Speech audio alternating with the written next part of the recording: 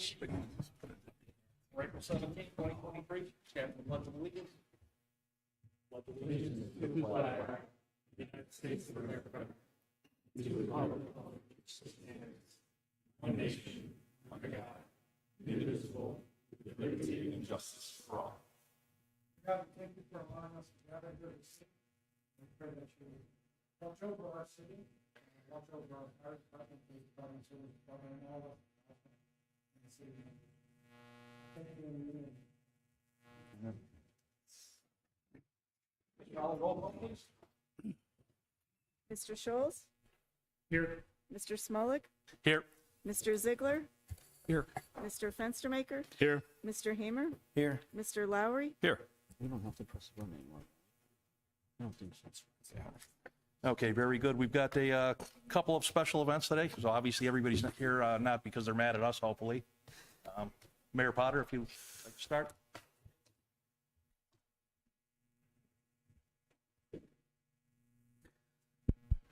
So we're going to start off with a proclamation for Mr. Richard Bloom, if you want to come up. So there's probably no one in this room that doesn't know this gentleman, and it's all for incredibly good reasons.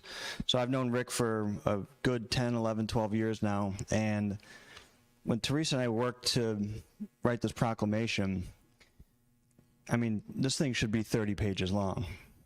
It's the truth. I mean, what Rick has done and the impression that he has left in this community, he embodies volunteerism, he embodies class, he embodies organization.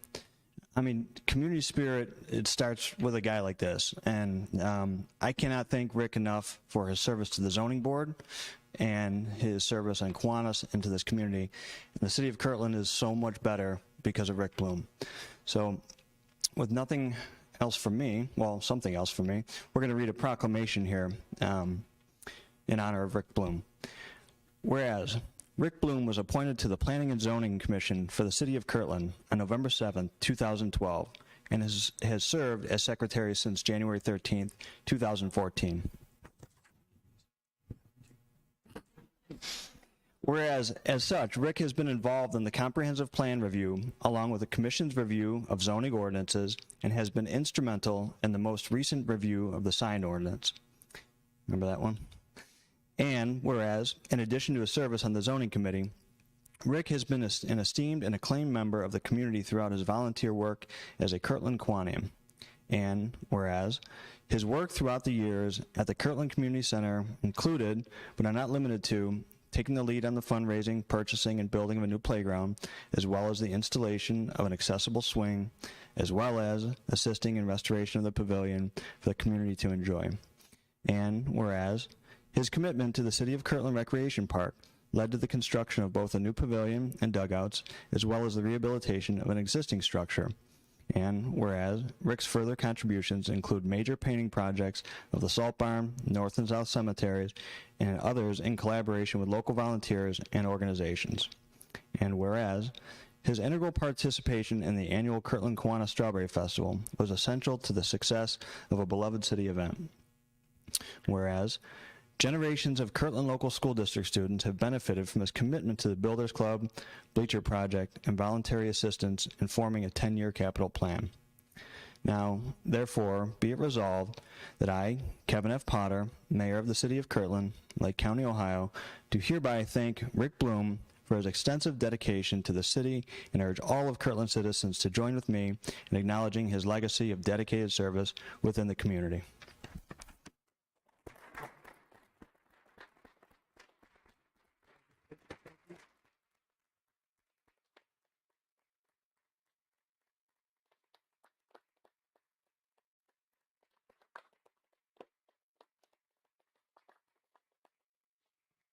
Thank you, and I just want to read from this because I didn't want to miss anybody, but as Mayor Potter said, I wanted to thank first Mayor Tyler for the 2012 appointment. I wanted to thank Mayor Davidson for the 2017 appointment, and I wanted to thank Mayor Potter for the 2022 appointment to the Planning and Zoning Board. I wanted to thank Council for their confirming me for all of those roles. And I really wanted to thank my members on the Planning and Zoning Commission, Commissioner Mike Denk, Mike had a very tough job. However, I think he administered our commission very well. He allowed everybody to speak in the public, even though it went to 3 and 4 hour meetings. But again, everybody was able to state their point, and I think we always came to consensus. I also want to thank members Rick DeMarco, Jim Vinciquera, and Dan Lux, and especially our clerk and secretary, Denise Roll, who thankfully did writing for 3 or 4 hours at a meeting. I want to thank Doug Courtney, and I want to thank Matt Lallo for your assistance and your advice and guiding us in the right direction. I didn't see Rick here, but I wanted to thank our new zoning inspector, Rick Lacani, and I want to thank all my family and friends for attending, and I appreciate you sharing this with me. Thank you.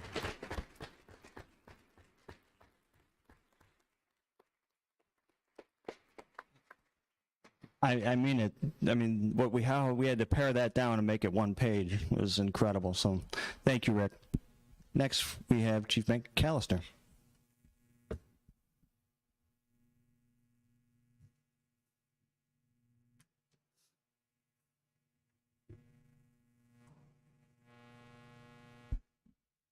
Thank you, Mayor Potter. Been able to get a lot of firsts here.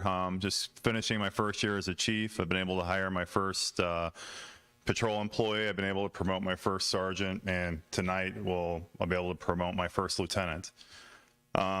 This is a special promotion for me because I've really got to know Jamie over the past year, and I've gotten to witness his perseverance, his endurance, all the things that he's had to do and deal with challenge-wise throughout his career. And his courage has been exemplary. He's been a great leader to the people in the police department. And in coming in, there's a book by Jim Collins called Good to Great, and it talks about getting the right people on the bus. From a corporate perspective, it's easy to do that because you can bring the people in that you want to be there. But as a police chief, the people that are on the bus when you get there are going to be the people that you have to lead and drive around. With that being said, Jamie, my sergeants, all my patrol, I couldn't have asked for a better group in this first year. To be able to get in this seat and have your support, to have all of you guys helping me push out these initiatives, facing these challenges as they come in, and the professionalism, the accountability, the integrity, the respect that you've shown to people along the way. You've truly embodied everything that we've tried to do. Jamie, if you'd come up, please.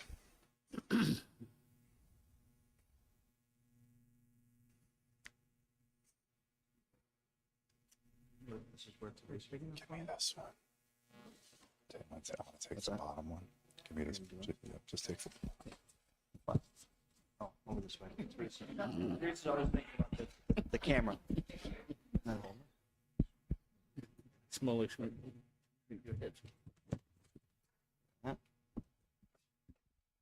And so before we administer the oath here, just to reiterate Chief McAllister's words about Sergeant Fisher, soon to be Lieutenant Fisher, he embodies, again, another person we talk about, Rick Bloom, and the dedication to the city, talk about integrity and honesty, commitment.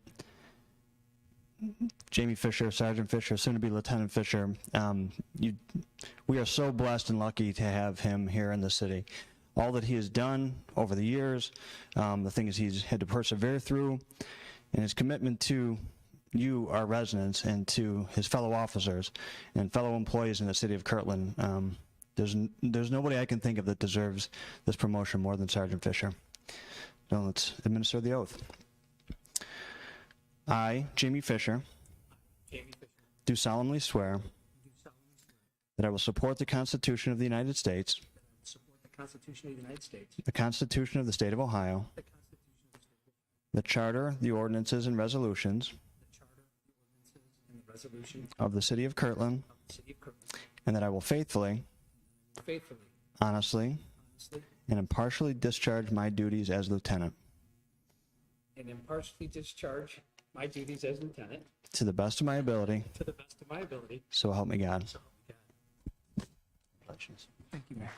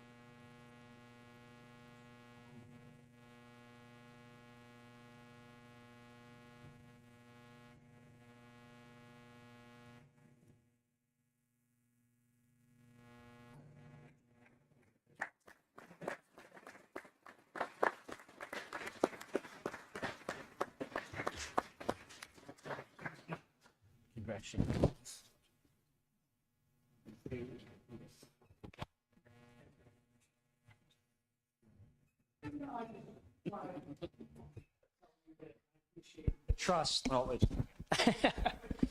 I appreciate the trust that Chief McAllister and Mayor Potter and the citizens and council, and probably most important to me is the officers who allow me to do my job. You guys make it easy for me, and I will continue to give you the best I have, at least what I have left, which is at least another 10. So thank you, everybody, for this, and I look forward to the greatness that the Kirtland Police Department has to offer. Thank you again, everybody.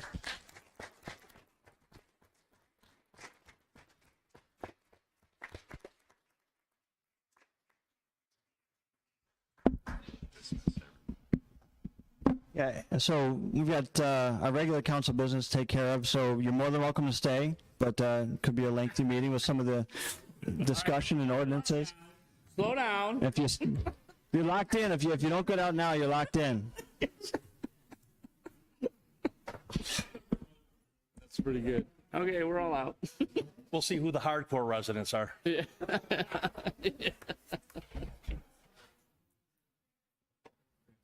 And not many of them. He's figured. He's like, okay, I'm out.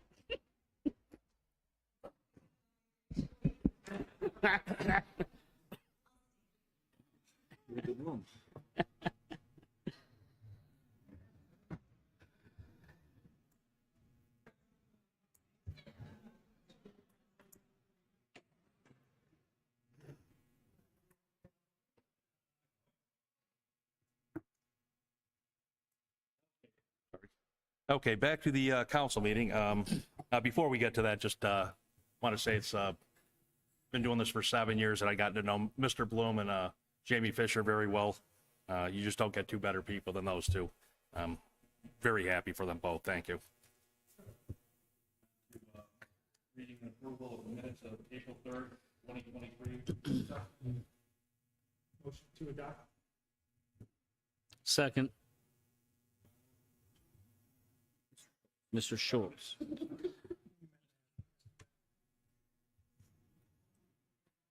Denise?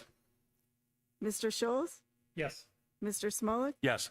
Mr. Ziegler, Yes. Mr. Fenstermaker, Yes. Mr. Hamer, Yes. Mr. Lowry, Yes. On to the readings and approval of the minutes of the April 3rd, 2023 council meeting. To adopt. Second. Pat and Ron. Ms. Raleigh? Mr. Scholes, Yes. Mr. Smolik, Yes. Mr. Ziegler, Yes. Mr. Fenstermaker, Yes. Mr. Hamer, Yes. Mr. Lowry, Yes. Okay, on to department reports. Chief McAllister? Thank you, Mr. Smolik. Just a couple of things. I did email council that we were recognized for the Sharing Ohio's Best program for the month of April by the Ohio Association as the Chief of Police. Basically, that's recognition for all the community initiatives that we've initiated and have been practicing. School reading program, the CPI initiative, our pop-up policing, and there's so many things that we're doing that have been great for us out in the community. I was proud to see that. It's certainly a feather in our cap for the police department. And then the final thing, which we hit on in work session, as we all know, I wasn't here at the last meeting, but April 6th, the texting and driving law did go into effect, and there is a 6-month warning on that. So if you are stopped, then you'll be given a warning for that. It has been a productive initiative. Our guys are out there enforcing it. We've been able to stop some cars and locate drivers that are driving under suspension. We've located some people that have had evidence of other crimes through initiating that stop. So it's been very productive for the police department. And from a community service standpoint, it's nice to get out there and issue warnings to people for things. And what we hope is that this will increase awareness and we can really kind of curb the pattern of behavior of people while they're texting and using their phones while they're driving their cars. And that'll conclude my report. I'm open for any questions. Any questions for the chief?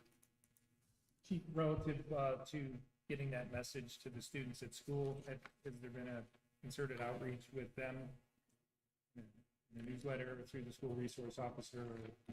Bill's been taking it on. We did push it out on Facebook so all the residents could see. There was also a flyer kind of hitting the fine points on it so parents could discuss with their kids.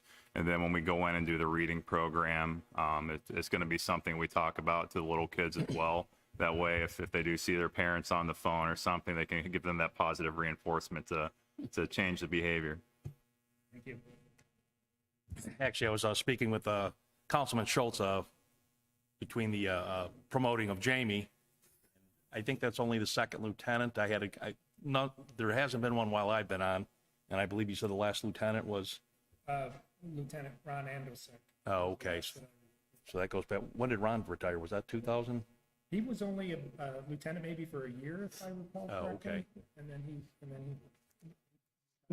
Okay. I think you're right. I think he was promoted closer to the end, and I do believe the former chief also served a stint as a lieutenant while on the department. Okay. Thank you, Chief. Chief Hutton, I believe, was feeling a little under the weather today, so he won't be joining us. On to Mr. Courtney. Thank you. Good evening, everyone. No formal report tonight, just a few quick updates. As I mentioned in the work session, construction on Old Town Sewers began this week, or today. Last week was just mobilization. The Fox Hill drainage improvements, that work was completed early last week. So if you get a chance, you can go down and take a look at how that turned out. On Old Town, just refresher on the contractor's substantial completion dates mid-July.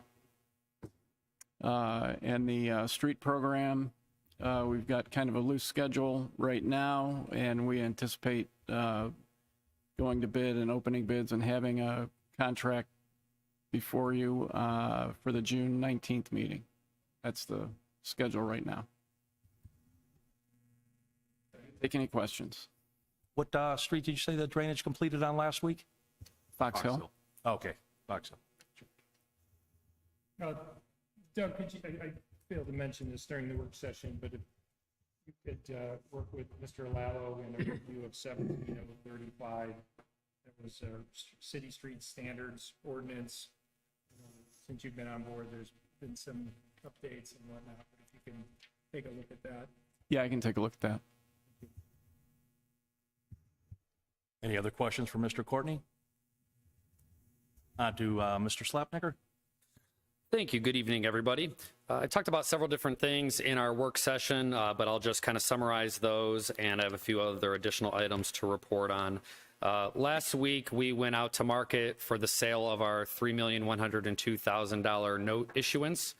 As part of that, we did participate in the OMAP application process, which we were approved for, and that gave us the highest short-term rating of a SP1+. As part of that note issuance, the interest rate came out to be 4.25%, which will total interest costs of $131,468.79.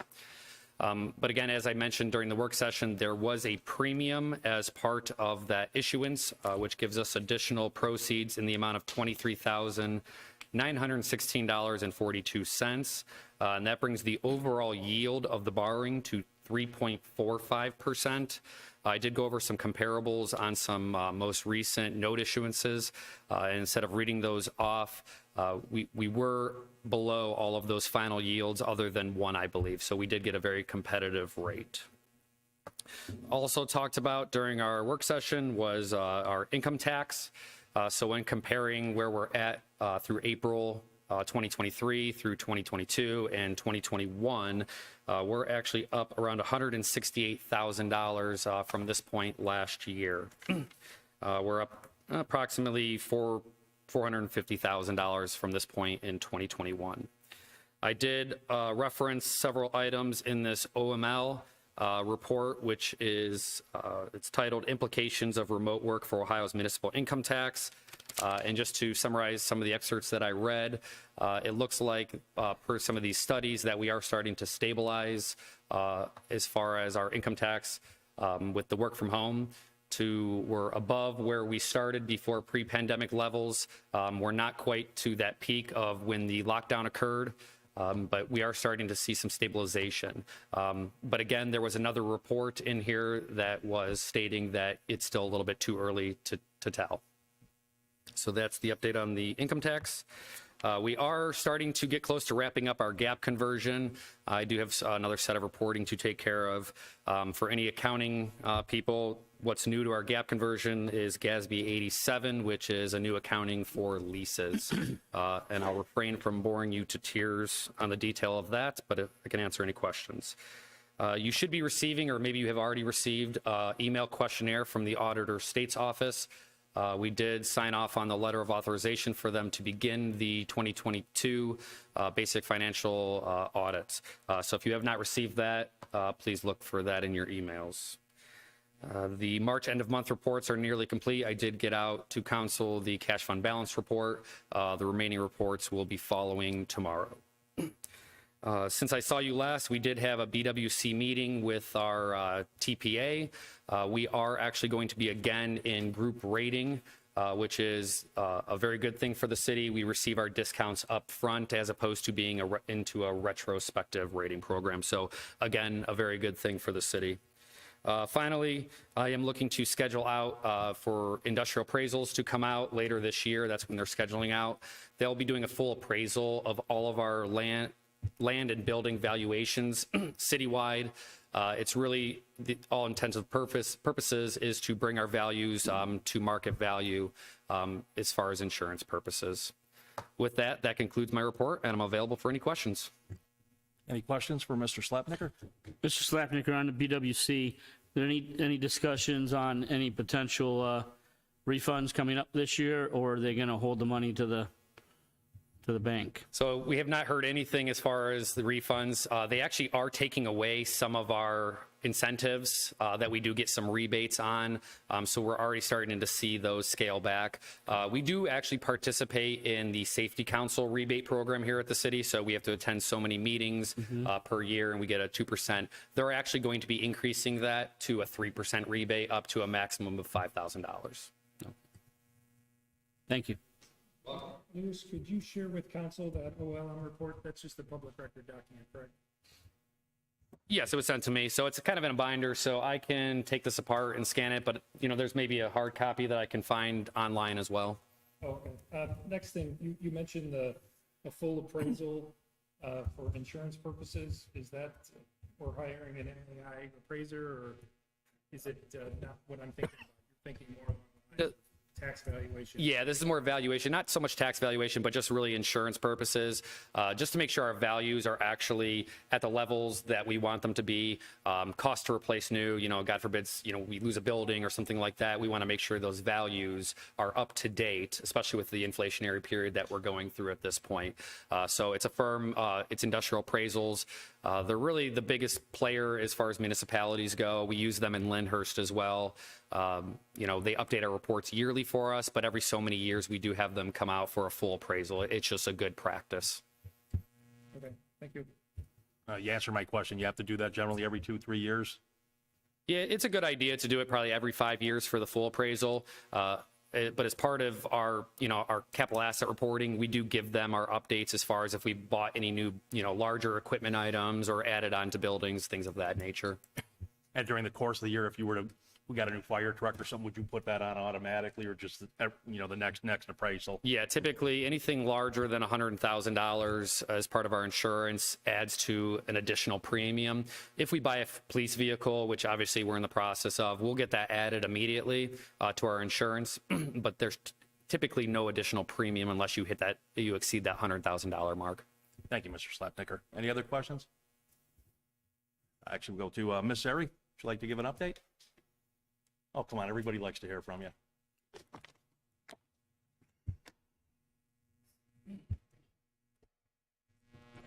Of course. Good evening, Council. Things at the Senior Center are ramping up for the summer. Our outdoor pickleball courts are open and full most days, not today, but most of the days. So thanks to our service department for getting those ready for this season. Got a lot of events that I know that the mayor is going to touch on coming up. With better weather comes more community events. So I did just check today. I think as of today, since January 1st, we've had over 80 brand new members of the Senior Center, which is very exciting. That way we have lots of new faces that we get to know. I'm open for any questions. Any questions for Ms. Zeri? Easter egg went well? Yes, we had over 200 children join us for the Easter egg hunt. So, or as it turned out, the Easter egg handout of bags because of the high winds. So we wanted to keep everyone safe. Ended up being a beautiful morning, though. Outstanding. Thank you, Ms. Zeri. Mayor Potter. Oh, sorry. We got to put you over there, Mr. Lello. Mr. Lello. No problem. Thank you, Mr. Council President. As you know, just a few things. One, stating the obvious, Council President Rupel had to resign effective April 4th. He submitted a letter to council submitting his resignation due to his appointment to the judiciary, Lake County Court of Common Pleas. So wish him best of luck and congratulations. But we do obviously have to fill that position as council. According to the charter, you have 30 days from the date of the vacancy to fill that role. So you have until May 4th to fill that.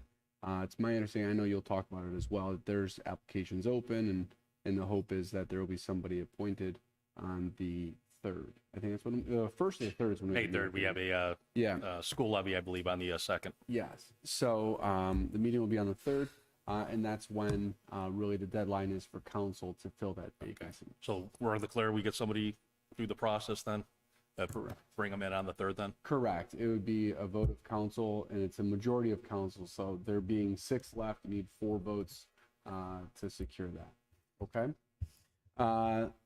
2 other things. One, Ms. Raleigh mentioned to me earlier in the week about sunshine training, that there is a sunshine training at Lakeland Community College that's free. And I should have had that up. I know I have it. Let's see. It's going to be coming up shortly.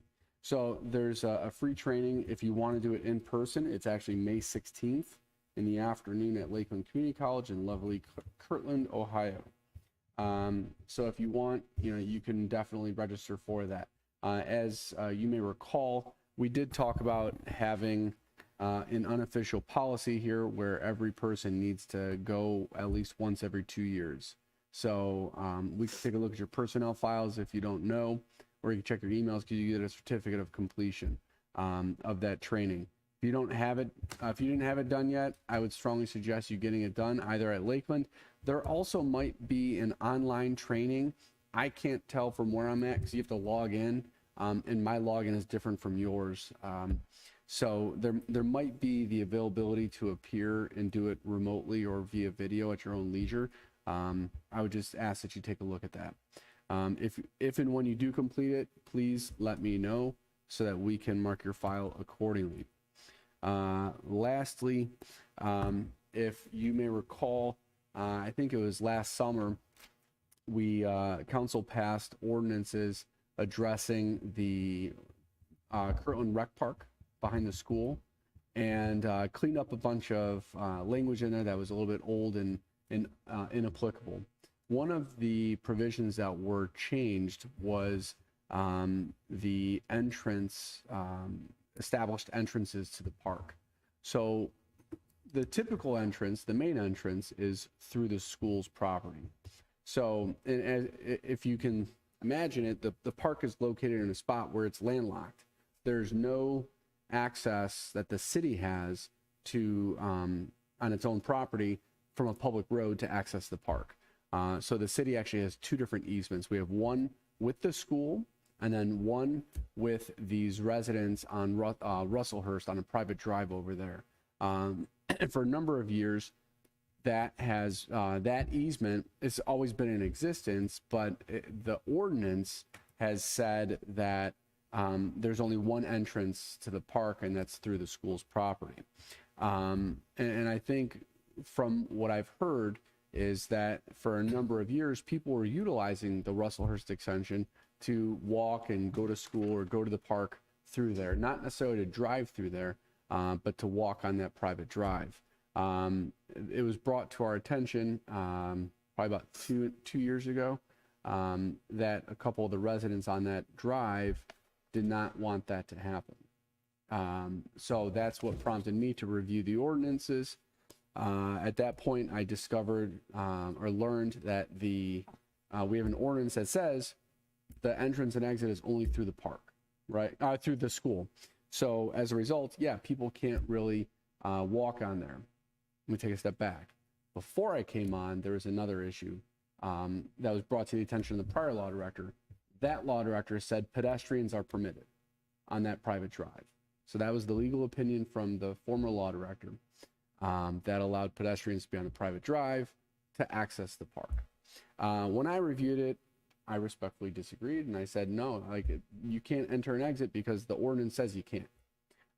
So one of the things we changed in those recent ordinances in the summer was to say, you know what, pedestrians are allowed to enter and exit the park. Bicyclists are allowed to enter and exit the park through that Russellhurst extension.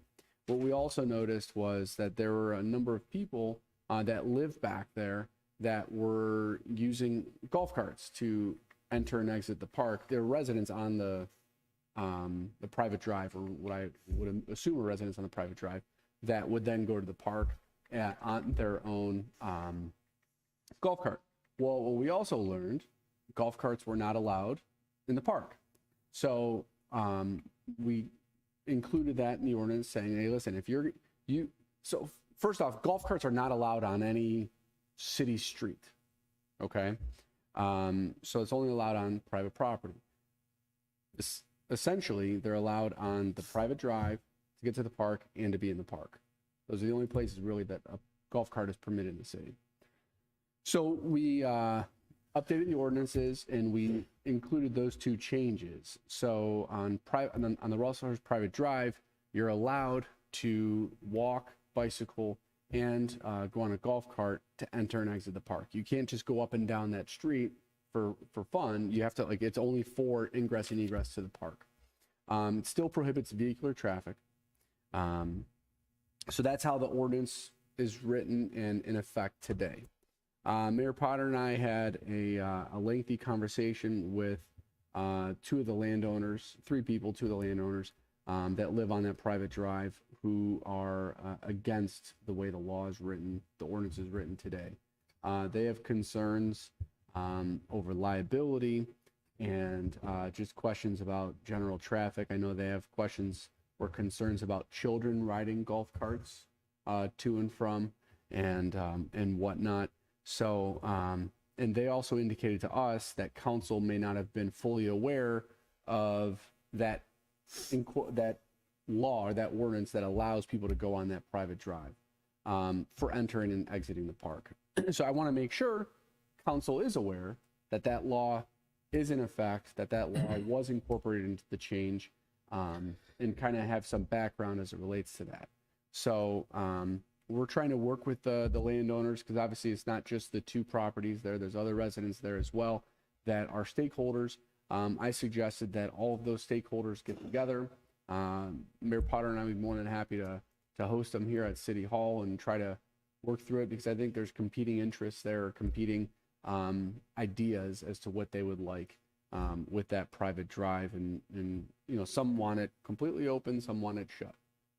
So just trying to get consensus. But nonetheless, the city has that easement for ingress, egress to the park.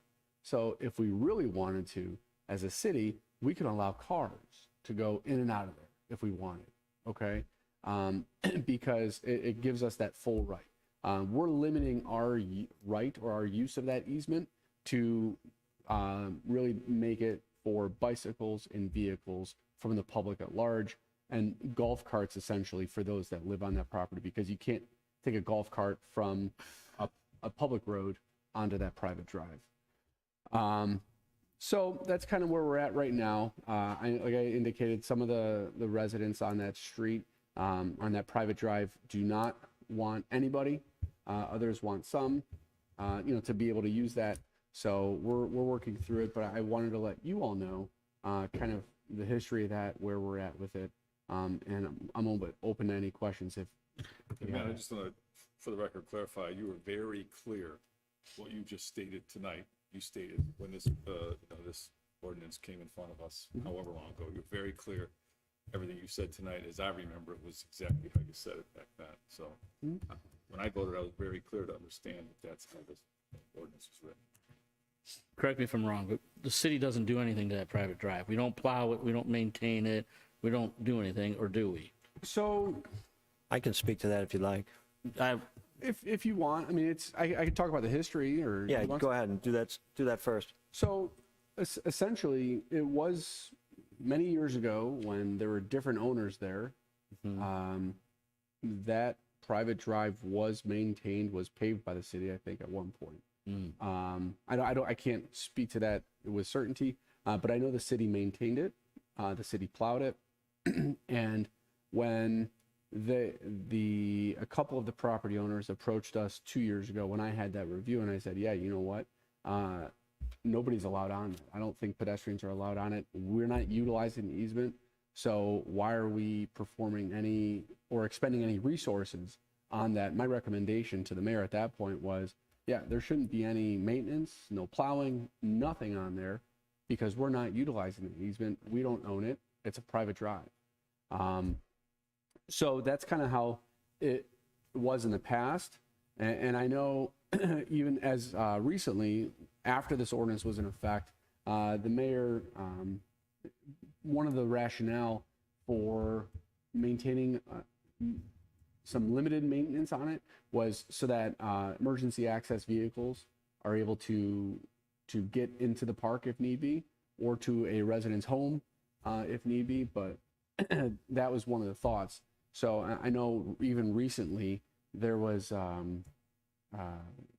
one of the residents that doesn't want anything to be done on this drive approached the mayor and approached the service director and asked them to get off of the private drive. I think they were doing some patching. So are we patching, or we're not? Not anymore. So and really it was more so, I think there was concerns over the plowing over the winter, saying, hey, if we have leftover material, we could, right? Yeah, so basically what I've asked the service department to do is if the snow gets too deep, right, we'll make sure emergency vehicles can get back there. Limitedly, don't know how many times, well, it didn't snow a whole lot this year as it was. A couple times, I'm sure they went down and hit that private drive, snow plowed it. After the winter thaw, asked them to go to Timothy Lane off of Joseph Street and the Rec Park Drive, the Rustlers Extension, to take our asphalt grindings, which are free. They come from when we grind asphalt up, and put some of those in those holes and tamp them down just to, because there was some pretty, I was assuming, because year in and year out there are, after a winter, some pretty deep holes back there, knowing that our emergency vehicles, could need to get back to the park through that lane. So that's really, honestly, kind of to the extent that we've done anything. When I first came on, I think it was pretty regular that it was plowed kind of historically as part of the regular plow routes. And so one of the service department workers asked me on one of those first snows, should I go down the Rustlers Extension? And I said, well, what did you do previously? So I went down the Rustlers Extension. I said, sure, absolutely. Well, then that following spring, when Mr. Lallo came on and we got some of these other, that the awareness was raised, we kind of changed that position. The only reason I'm asking the question, if these residents have liability concerns of people walking on it and golf carts and everything else on it, then they're going to have those same concerns of, well, why isn't the city taking care of my road because you're driving your vehicles on it? I'm just being the devil's advocate of the conversation that potentially could happen is the same residents are saying no golf carts, no pedestrians because of the liability. They could be saying, well, you guys are tearing up the road. You're bringing these big plows down through here and so forth and so on. And now you want it for emergency access to the park. So you should probably just pave my road. You want the best of both worlds is what they're asking. Could go down that road. That's why I'm bringing it up. Right. That's the only reason I'm bringing it up. It could go that direction. The best solution, honestly, is for those residents to get together and come up with a plan for their maintenance of it regularly. But there's been so much, kind of disagreement that again, this spring I said, just like Timothy Lane, one of the residents from Joseph Street who knew a few of the residents down there approached me, I think the year before, saying, you know, they pay taxes like everybody else. I said, yes, but it's a private drive. And he made the argument about emergency vehicles being able to get down there. So same thing, ask service department to go down there with asphalt grindings, free material, right? A little bit of labor on our service department's part, but you know, it seems as though on Rustler's extension, we're not going to be doing that until things get ironed out amongst the folks down there. Mr. Lala, does everybody? I think 6 or 7.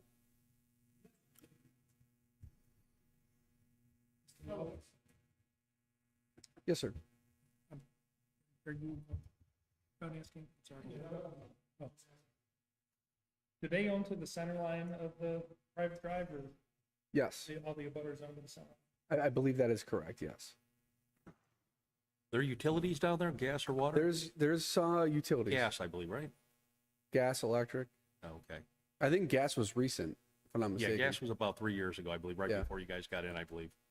A quick question, actually, kind of an offshoot on that. You said about carts not being able to drive on city streets.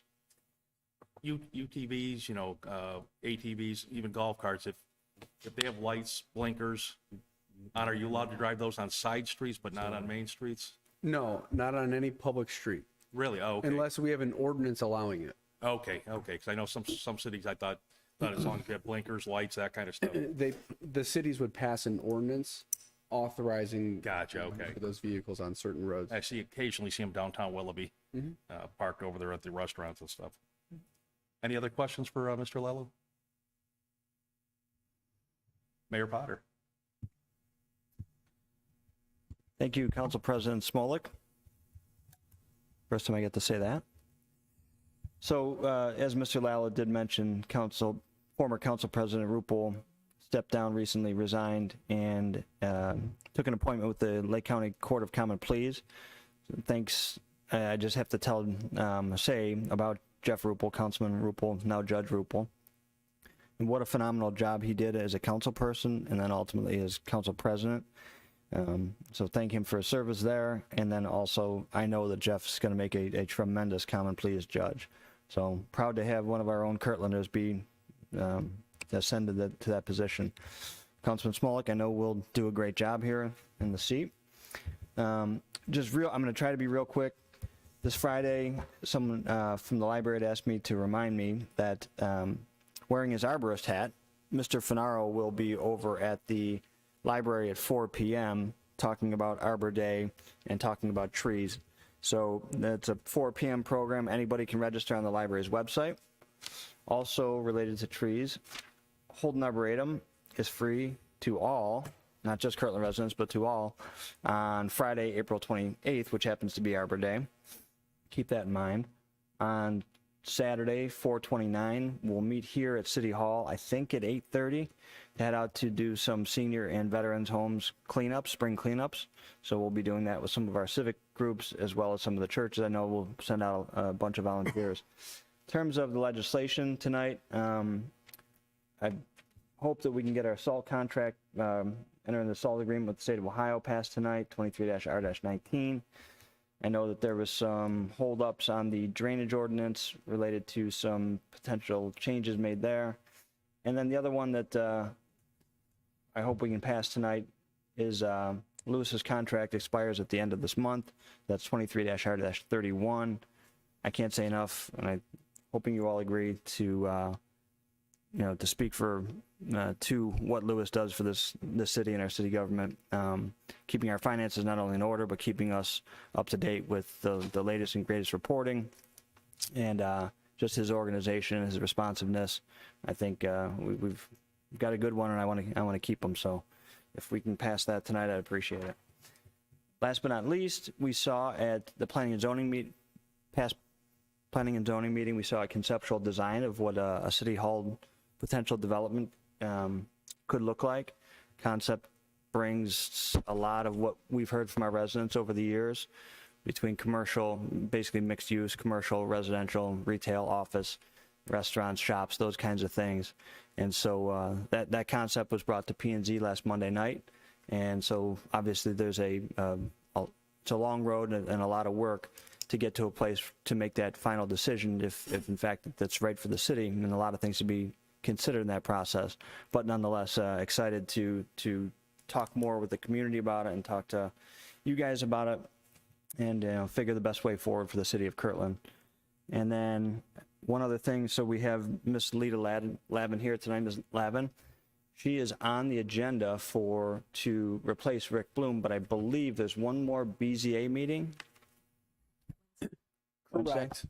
But this can pass today because in section 1 of that ordinance, it does authorize the effective date of the confirmation shall be May 8th, or later. Okay, so council could pass that tonight. And then would the same thing be for Mr. Palick ordinance? They would replace Lita on that board, or should they wait till May 3rd for that one? Is that on here? The last one. Oh. Let me check that. Well, if she's voted in, I would hold off on his. Okay, sure. So I don't know if are you prepared to talk a little bit about, so a few years ago, Ms. Lavin was, I thought, a great candidate for the Board of Zoning Appeals.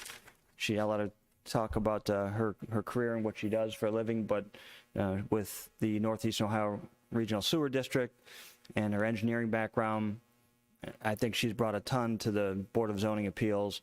And so to me, it seemed like a really good fit for our Planning and Zoning Commission. And so I was thankful that when I called Lita and asked her if she would come aboard on Planning and Zoning, she said yes.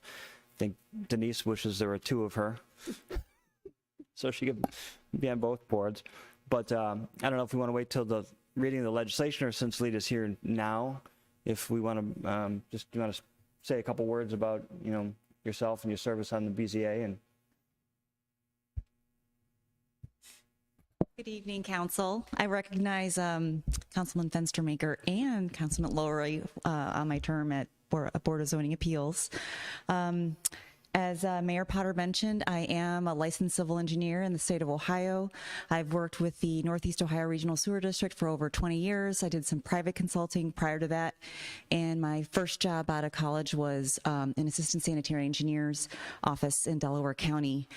So I've got a lot of municipal experience, some private practice experience, and then done some volunteer work when I lived in the city of University Heights. I moved to Kirtland about 9 years ago. So happy to serve, learned a lot through folks on this council, folks on the BZA. It's really wonderful to give back and participate in challenging issues for our residents, our peers, and happy to do that with your approval tonight. Any questions? Just one comment. I hope this works out for you, because I enjoyed the time with you on BZA, and I think this is a great role for you. Thank you. Thank you. Any other questions? Thank you, Ms. Lavin. And like you said, we have Mr. Lowry, you were on BZA too, right? Correct. Did you do 2 years, 4 years? 6 months. Probably more than 4 years. Okay, Ron, you were on for 6, was it? Not 6, 4. Okay. Thank you much, Ms. Lavin. Look forward to having you work for us. Thank you, Lita, for coming out tonight and speaking. So with nothing else from me, I'm certainly open for questions. Any questions for the mayor? None at this time. Okay, on to standing committee reports. I don't believe we have any standing committees currently active. I do have to get a service department standing committee meeting with for Mr. Fernaro. I believe he wanted to discuss get an early jump on garbage contracts that will be coming up in November. So we'll try doing that before or after the next council meeting. I'll put it out to the try to find a time and date if we want to do before or after. On to correspondence. We have 2 letters of correspondence. We have a liquor permit. Basically, it's a transfer on 8232 Euclid Chardon Road. I believe it's going from the previous owner of the Circle K now, to the future owner who just took over, and I believe they officially opened, was that 2 weeks ago? I think I saw something that said Kirtland Food Mart, or? Yeah, it's Food Mart's the sign that's in front, Kirtland Food Mart. I believe they opened up, or when were they officially in there, April 1st, or? I saw a sign saying open. Yeah, I've been in was in there about 2-3 weeks ago, so they've been open for a few weeks now. So unless anybody has a comment on it, that will go through. Other correspondence, Ohio Ethics Commission filing reminder. Just reminding all, we have to file, May 15th, I believe it is, financial filings for everyone on council. I just want to make you aware of that. Denise, Ms. Rowley puts that, has given us a couple notices already. I'm sure we'll see one more. Other public correspondence, I believe. Mr. Rupel. Mr. Rupel's Yeah, correspondence. Mr. Rupel, okay, pertaining to former President Rupel's resignation due to taking a job on the Common Pleas Court. That was official 4/4/2023 with the resignation letter. City currently has on the website open application for anyone in Ward 4 to be turned in by 4/30, 4/21/23. That would be next Friday, right? Next Friday? Or sorry, this Friday already? Oh, correct, this Friday, okay. So you have 5 more days for that, by 4/30 on Friday. Council will be meeting with candidates on Monday, 4/24 for interview sessions, and at 7 o'clock. And outside of that, anybody interested in Ward 4, please send the application to Denise Raleigh. And we'll need a notice for that special meeting as well. Special meeting, okay. And I believe the purpose will be to go to executive session to. Go to executive session only for Consider the appointment of- interviews or for candidates for Ward 4. And again, best of luck for Mr. Rupel. Did a fantastic job as a council president. I know I'm not filling his shoes. He has so much knowledge on everything. See, Rich did a pretty good job as president too. You weren't too bad either when you were on there, so. Okay, on to public comments on matters not on the agenda, not on the agenda. Open the floor to anybody. Okay. Public comments on agenda items of old business. Yes, sir. Please state your name and address, please. Yes, sir. Jeff Belsersky, 7685 Hidden Valley. Regarding pending ordinance that are in the second readings, the solar energy amendment, and I'll do the storm sewer one in a second. So in reading through this, it's not entirely clear which sections of the ordinance are amended. It's not identified in the attach or the exhibit A. So the prior solar ordinance is being repealed. And Okay, this completely. Is, Okay. Yeah. So I just wanted to suggest that section D2, C through E are not entirely compatible with agri-solar. And that is that I feel that they're overly prescriptive for the land use and ground cover that has to be done under the solar panels. So it's already required in section D2B that a use plan, an agricultural vegetative use plan, be submitted by a professional, either the Department of Agriculture, or it's got a list of entities in there. So I would actually suggest that C through E are redundant, given that vegetation plan has to be approved by a professional agency. So I would actually suggest that that you consider striking those entirely. And my reason for that is that agri-solar can include agricultural crops under the solar panels, either partially transparent solar panels or staggered solar panels. And the prescription in C through E says that it just says that it has to be a certain type of ground cover, certain type of vegetation. So I just encourage you to look at that and consider broader use. There's also a section D7 that talks about, D7 is agricultural protection, that doesn't consider that it may be simultaneously used for agricultural, like low light crops underneath the solar panels. So that's what I have to say about that. Last one was no mention of being able to dual use, have them up, and also agriculture. That's correct, because section D7 talks about restoring it to agricultural usage, or specifically getting permission to set aside agricultural land to do solar panels. There's not a provision for being able to do both of them simultaneously.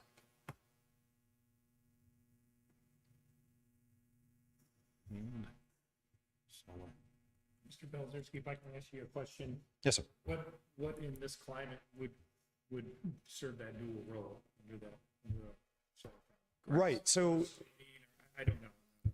yeah, so I mean, the ordinance could certainly be revisited in the future, but we're actually entering an age of partially transparent solar panels in which the solar energy can be generated as a window that actually allows a fair bit of light through it. So you could imagine situations in which you're both generating power and growing things under it, like almost like a greenhouse. So you could grow any sort of, leafy greens, let's say, underneath your solar panels. Just curious, do they have the transparent solar panels yet? I mean, is that new? I used to follow that a lot. I didn't. They exist. They're just not very efficient at this point, but it's coming, right? Okay. So this I've is. seen the Tesla came up with the roof shingles. Did you see that? With the, Right. that looked like a pretty practical idea. Rough Thank you fires very much for the notwithstanding. suggestion, sir.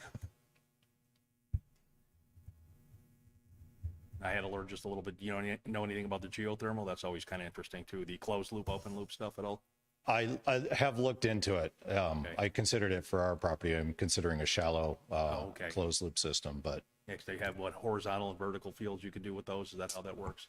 yeah, and there's a company that was actually started by a Tesla spinoff doing a very high efficiency vertical drilling, but they're targeting like upstate New York, people who are still on fuel oil. Oh, okay. So I asked them about installation around here, and anywhere that has municipal gas, they're not interested in serving. I know they need to be closed loop per our ordinance, I believe, right, with the open loop for the containment of the coolant or refrigerant heating fluid. Thank you, sir. I do have one more question. Go right ahead. Also about the storm sewer ordinances, in regard to the responsibility of the homeowner for the apron and culvert. What is the definition of? I know in some places we're doing complete covering of culverts, and is that considered a storm sewer when culvert or when ditches are completely covered and culverts are inserted? Is that storm sewer system? Yeah, I would consider that a storm sewer system. Okay. Or a storm sewer. Yeah, I mean, one driveway to the next, but it would be considered a storm sewer. So when the city covers those ditches and puts in culverts and storm drains, that becomes the homeowner responsibility, is how I read this ordinance? Well, I think it depends on how it comes about. If and Matt, you can correct me if I misspeak here, but if the city sponsors a project to install storm sewers at a particular location, the city then assumes the responsibility within the right of way for that pipe. If the homeowner requests to fill their ditch and put a pipe in there, the city has a program where the homeowner can purchase the material and the city will do the installation. I think in that instance, it remains the homeowner's responsibility because it was at their request. So I'm particularly curious about situations in which the city has installed culverts and covered, and now the erosion is degrading that cover. The erosion is pulling back and exposing the culverts that were covered in the city work. I would need specific instances. Okay. To look at and to see if it were at owner's request or if it were a sponsored storm sewer project by the city. Okay. All right. Thank you. Thank you. And Matt, sorry. Go ahead, Councilman Schultz. It's a great point, Mr. Belzerski. That was one of my comments that I submitted to Mr. Smolik and Mr. Lallo. Was the same comment was, if it's a city sponsored project, is it really my responsibility to maintain it? So that may be a change coming in 23022 section B. And to that point also, if it is the city, like you say, if the resident requests it, then they're responsible to jet that out if it gets clogged up, as opposed to give the city. Yeah, I mean, the way I look at it is it's an owner requesting to have their driveway culvert extended, as opposed to the city coming in and installing storm sewers to serve an entire neighborhood. Thank you, Mr. Courtney. Any other questions? Okay, on to old business. Let's see, we have ordinance number 23017, second reading. An ordinance amending codified ordinance section 146805 relating to solar energy and declaring an emergency. Ordinance number 23-0-18, second reading. An ordinance amending codified ordinance section 1486.06 relating to the geothermal energy system standards and declaring an emergency. 146806. Okay, yeah, let me go right. This copy is terrible. Printer works a little blurry, so let me get this one up on the, read it off of this instead.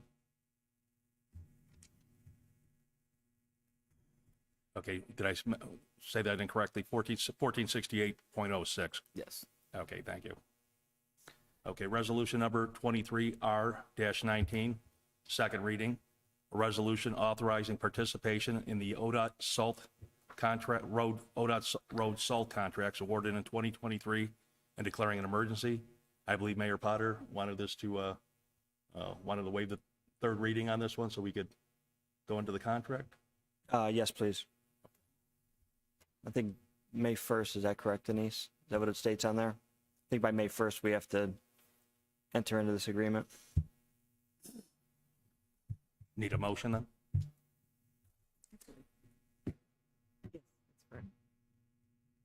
Three readings? Yeah, motion to waive the three readings? We Need a motion.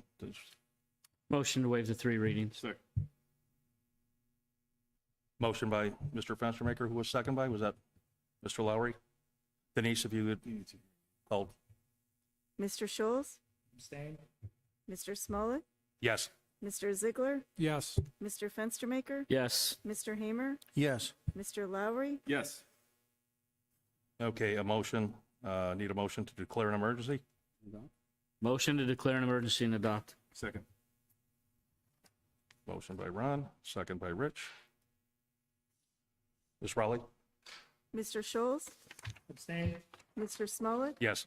Mr. Ziegler, Yes. Mr. Fenstermaker, Yes. Mr. Hamer, Yes. Mr. Lowry, Yes. Okay, on to resolution number 23R-21, second reading, a resolution confirming the appointment of Lita Levin. Is that pronounced right? Levin? Okay. To the Planning and Zoning Commission and declaring an emergency. Need a motion to waive the three readings. Second. Mr. Lowry and Mr. Fenstermaker. Ms. Rowley? Mr. Scholes, Yes. Mr. Smollett, Yes. Mr. Ziegler, Yes. Mr. Fenstermaker, Yes. Mr. Hamer, Yes. Mr. Lowry, Yes. Looking for a motion to declare an emergency and adopt? Yep. Motion to declare emergency and adopt. Second. I believe that was Rich and Mr. Ziegler. Ms. Rowley? Mr. Scholes, Yes. Mr. Smollett, Yes. Mr. Ziegler, Yes. Mr. Fenstermaker, Yes. Mr. Hamer, Yes. Mr. Lowry, Yes.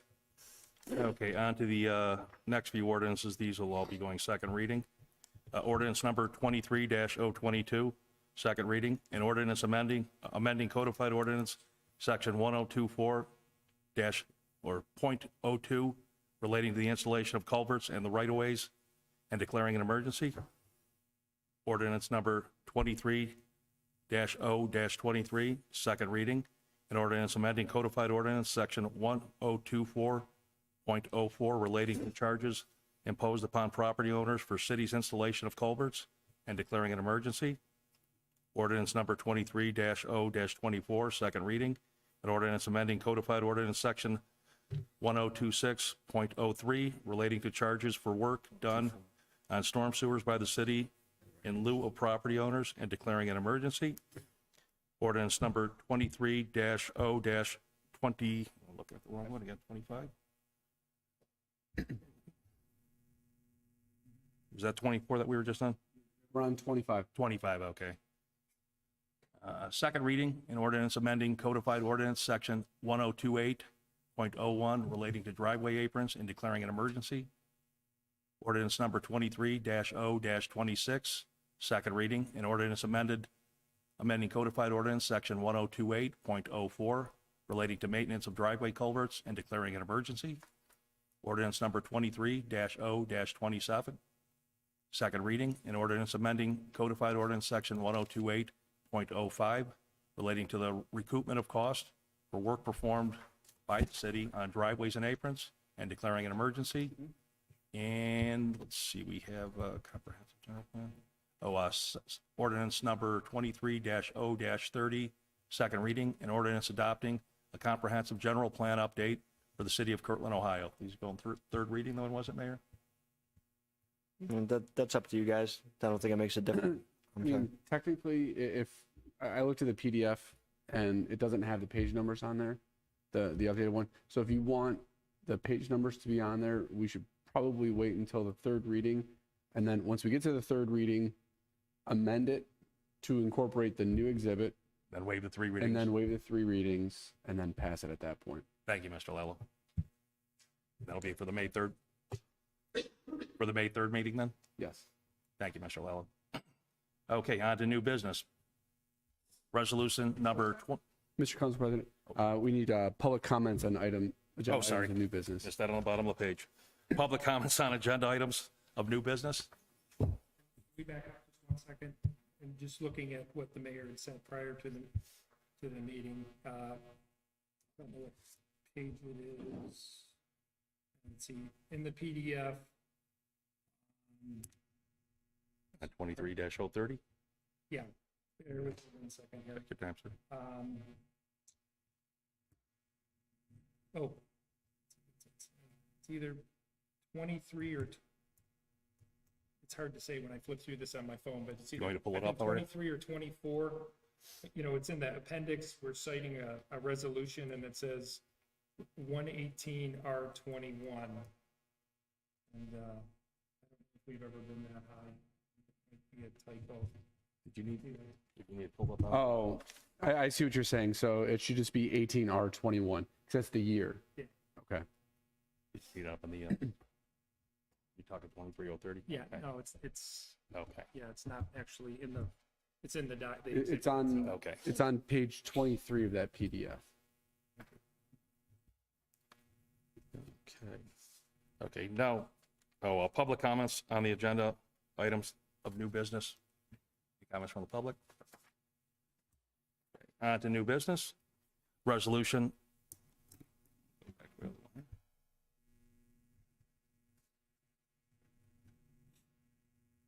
Resolution number 23-R-31, a resolution confirming the reappointment of Louis Slapnicker as the part-time finance director for the city of Kirtland pursuant to contract and the extent of his contractual arrangement only, and declaring an emergency. I believe we wanted to go ahead with this one, Mayor?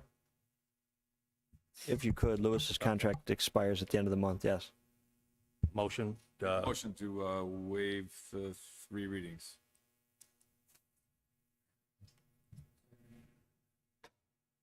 Motion by Rich, second by Mr. Hamer. Denise? Mr. Schulz, Yes. Mr. Smolik, Yes. Mr. Ziegler, Yes. Mr. Fenstermaker, Yes. Mr. Hamer, Yes. Mr. Lowry, Yes. Okay, motion to declare an emergency and adopt. Yeah, make a motion to declare emergency. And any questions? Actually, any questions beforehand? Let's get a second and then there could be a discussion. Is there a second? That was Rich again in. Second. Any discussion? Louis, I have some questions. Could you explain, or I don't know if you have the information, I know we just received this Thursday, but relative to our peers, what are the salaries of finance directors in our basket? Yeah, so the average kind of for salaries for finance directors for full-time range, it's really all over the place. But typically what we're seeing is for full-timers, 100,000 to 120,000, you know, at cities, you know, in Northeast Ohio. Does Wycliffe have a full-time? Wycliffe does have a full-time, and we actually just received a notice that that individual is no longer there, and that position is actually open, but they did not post a salary. Willoughby Hills have a full-time? Yes, they do. Yeah, I want to say that Kirtland is one of the only part-time positions. Mainly, they're all full-time in the area. I could be wrong, but from my experience, it's full-time. And if you could share, you know, so we go through this process of, you know, the mayor and the folks negotiate with the police and fire, and their rates are locked in, you know, and it's been low COLAs for them for quite some time. And I just would like you to try to explain how you arrived at a 5.26% increase.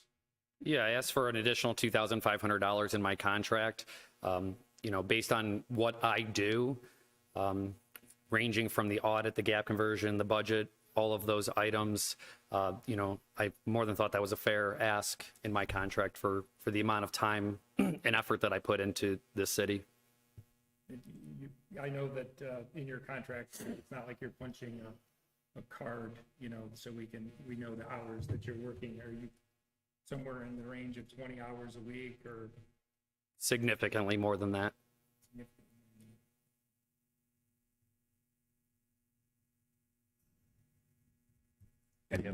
Any other discussion? Anything else, man? Anything else? I just want to kind of backtrack a little bit. I know this isn't pertinent to this 23 R31. You know, that's okay. It's already as part of the record. I'm fine. Thank you. I believe we were at looking for a motion to declare an emergency and adopt. I believe Rich made that and Ron seconded it. So ready for a vote, Ms. Rowley? Mr. Schulz? Yes. Mr. Smolik? Yes. Mr. Ziegler? Yes. Mr. Fenstermaker? Yes. Mr. Hamer? Yes. Mr. Lowry? Yes. Okay, on to resolution number 23-R-32, a resolution confirming the appointment of James Palick to the Board of Zoning Appeals and declaring an emergency. Do we have a date on that? We'll let that go to third reading? We're going to wait there. Correct, okay. Okay, well, that gets us through all of the resolutions. Council comments? Yeah, Mr. President, I have two comments. One, I did look up on the Attorney General's website, and there are 3 or 4 sunshine law updates you can get online. And the most current one coming up is not until June 28th, but they go through all the way through November. Secondly, I'm requesting Denise to schedule a Parks and Recreation Committee meeting upon the request of Mr. Fernaro to talk about sheds and outbuildings, and I'd like to plan that if possible for May 3rd prior to the council meeting at 6 o'clock. Eric, you're on the meeting. Mr. Hamer, you're on the meeting, and myself. If that works for you guys, we schedule that meeting. With me? Yes. Thank you. So we can schedule that. Denise, thank you. I'm sorry, did you say a time? Yeah, May 3rd, so it'll be 6 o'clock, which is prior to the council meeting. You're on for May 3rd, then you said? That's correct. Okay, because I got to set something up with Mr. Fernaro, so let me just, okay. And that's Parks and Recreation, May 3rd, That's 6 correct. o'clock. Thank you, Councilman Lowry. Okay, on to any other council comments? None at this time. Continuing concerns? Motion for adjournment? Motion to adjourn. All in favor? Aye. Aye. Thank you, Oh, yeah, gentlemen. is there a second? Second. Second. Thank you. All in favor? Aye. Aye.